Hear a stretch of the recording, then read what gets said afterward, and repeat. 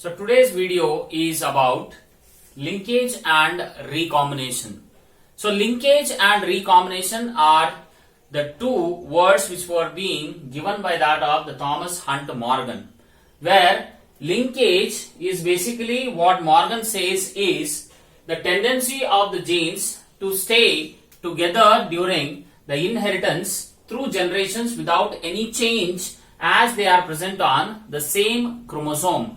So that is the tendency of the genes to remain on the same chromosome over the generations. That is what is linkage refers to. And this word was being given by Thomas Hunt Morgan. So Thomas Hunt Morgan is called as father of experimental genetics. So why Thomas Hunt Morgan is being regarded as a father of experimental genetics is that Morgan conducted various of the experiments on fruit fly, which is scientifically called as Drosophila melanogaster, and based on his experiments on the Drosophila, he is being regarded as a father of experimental genetics. Now, Thomas Hunt Morgan is also regarded as fly man of genetics because based on the selection of his research model, that is Drosophila melanogaster, which is commonly called as fruit fly. So thereby he is being regarded as fly man of genetics. Now, based on the work, that is based on his research or his experiments on the Drosophila, Morgan received a Nobel Prize in the year 1933. Now, let's get into the detail that why Morgan selected Drosophila for his experiments. Now, before we enter into the reasons why the Drosophila was being selected, Morgan wanted to check whether whatever the Mendelian ratio, that is a ratio which was being given by Mendel, that is basically a dihybrid cross ratio 9:3:3:1, whether it is applicable to that of the Drosophila also. Means whenever the whenever the Morgan, if he selects two characters, whether the same ratio what Mendel had observed in a dihybrid cross, whether the same ratio will be seen in case of the Drosophila. So that was his main aim, to check whether it is applicable. Mendelian ratio, dihybrid ratio is being applicable for the Drosophila or not. Right. Now, Drosophila melanogaster. According to the Thomas Hunt Morgan, Drosophila is regarded as a jackpot of genetics. Okay. Jackpot of genetics or the Cinderella of genetics. Why it is being called as? Because of the various of the reasons. The first is that Drosophila has short lifespan, that is only up to 2 weeks, as Mendel has selected Pisum sativum, which had a short lifespan, that is around 3 months. This Drosophila has only 2 weeks of the lifespan, which means whenever the experiments were being conducted within the 2 weeks, whatever the crosses were being conducted over the Drosophila, so he used to get the results for that. So that is the first one, short lifespan. Second one is easily available over the ripened bananas or the mango. Means model is very easily available. Okay, now if the banana is being ripened, so thereafter this ripened banana will attract the fruit flies easily, so thereby he used to get his research model. Third one is flies can be easily reared inside the cultured bottles having the yeast culture just over that of the agar or wheat or molasses. So by using that yeast culture along with that of the agar or molasses or the wheat, so these flies, fruit flies, can be easily reared in the laboratory condition. Next is single mating produce hundreds of offsprings. So when a cross is being made between the male and female fruit flies, so thereby it may produce hundreds of the offsprings. Means the number of progeny can be more in number so that it can be easily studied. The characters which are there, that can be easily studied.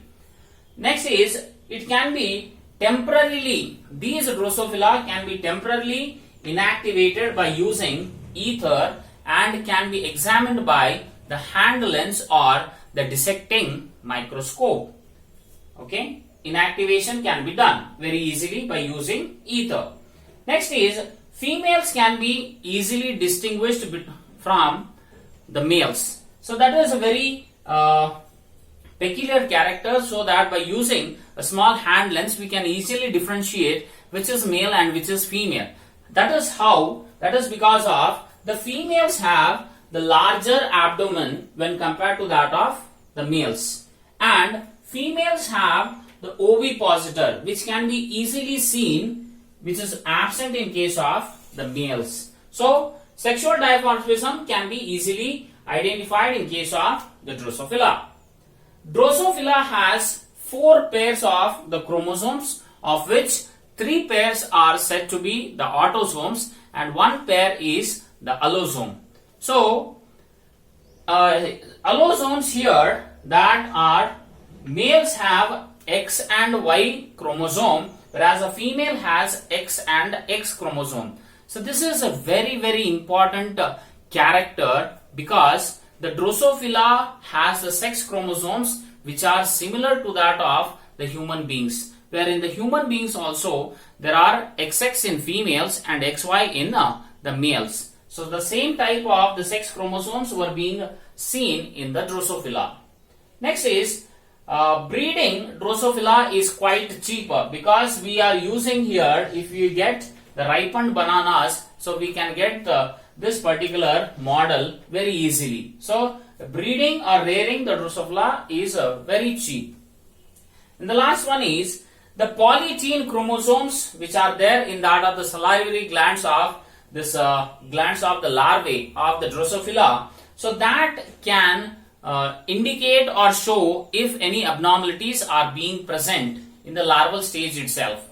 So if any abnormalities are seen in the Drosophila larva, so that can be easily identified, because these larvae contain the polytene chromosomes. By all these reasons, okay, this Drosophila melanogaster is regarded as the jackpot or the Cinderella of the genetics. So these are the characters which made Thomas Hunt Morgan to select Drosophila for his experimental studies. Now let's get into what are the different types of the experiments were being conducted by the Morgan on the Drosophila. So first among them is the linkage. So as I already spoke about, that linkage is the tendency of the genes to stay together during inheritance through many number of generations without any change, as they are present on the same chromosome. So that is the linkage which was being identified, discovered and explained by Thomas Hunt Morgan, where this linkage is generally not observed. It was not being observed by the Mendel, because here the genes which are being present, so they are present on the same chromosomes. So that made the Morgan to identify or discover linkage, whereas Morgan, he had selected the 2 characters for his dihybrid cross, where the genes controlling those characters were being located on 2 different chromosomes. So that was the main reason where Mendel couldn't identify the linkage in that of the Pisum sativum. So in case of the linkage, so the genes which are present on the same chromosome, okay, so they are being regarded as linked genes. And remember that linked genes which are present, so these linked genes has the dihybrid ratio, that is 3:1.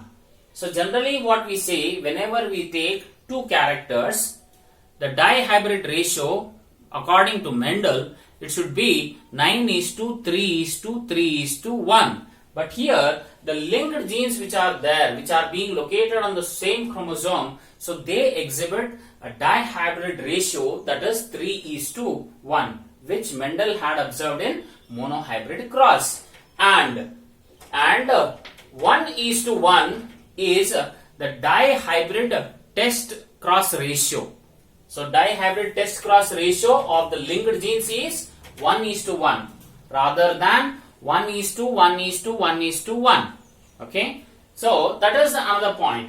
And very important is that linked genes which are there, so they exhibit, or they only have or only show the parental generation but not the recombination. So recombinations are not being exhibited by the linked genes, right? Now these are present on the same chromosome, thereby they are called as linked genes. Means the distance between the two genes is very close, so thereby they are called as linked genes. Whereas if the distance between the two genes, if it is far away, or the genes if they are present on the different chromosome, then those genes are called as unlinked genes. That is the difference between linked and unlinked genes. Unlinked genes may be present on the same chromosome, but the distance between them is very far, or they may be present on the different chromosome. Now, in case of unlinked genes exhibit the dihybrid ratio, that is 9:3:3:1. Why? Because these are the genes which are present on the different chromosome. So they get assorted independently. Okay, thereby they may have or they may exhibit this ratio, dihybrid cross ratio. And apart from that, these unlinked genes will show the dihybrid test cross ratio, that is 1:1:1:1, right? That is unlinked genes. And remember, these unlinked genes, along with that of the parental generation, they also exhibit recombination, which means 50% will be the parental generation and 50% will be the recombinations, which can be seen in that of the generation. So that is the difference between linked genes and unlinked genes. Okay. Next is, it is not the Morgan, okay, who was the first person to discover linkage, but in the year 1906, Bateson and Punnett. So they were working on the plant that is called as a sweet pea, or scientifically it is called as Lathyrus odoratus. So there they were able to observe that there is some connection between the genes. So they were the initial people who identified the linkage, but the name linkage was coined, okay, and it was being experimentally proved by the Morgan by working on the Drosophila in the year 1910. So T.H. Morgan experimentally proved that there is a connection between the two genes which inherit together from one generation to the next generation. Thereby, Morgan became the person who coined the term linkage, and he is the person who explained with that of the various experiments which were conducted on Drosophila melanogaster. And after a year, that is after 1910, a year, that is in the year 1911, Morgan and Castle proposed a theory that is called as chromosomal theory of linkage. So what this chromosomal theory of linkage explains is about that the genes which are being present, those genes are present in a linear sequence on a chromosome, and there is a tendency of these genes, that is the linked genes, to stay together and inherit from one generation to another generation. So that is the theory of linkage which was proposed by Morgan as well as Castle. So this is today's video, that is all about in a brief introduction regarding the linkage and recombination, where we had discussed about why Morgan selected Drosophila melanogaster for his experimental studies, and what is linkage, what are the linked genes, unlinked genes. So this is about today's video. In the next video, we'll be discussing about the types of linkages, where we have two different types of linkages, and what are linkage groups and what are the different types of experiments conducted by Morgan on Drosophila. Thank you.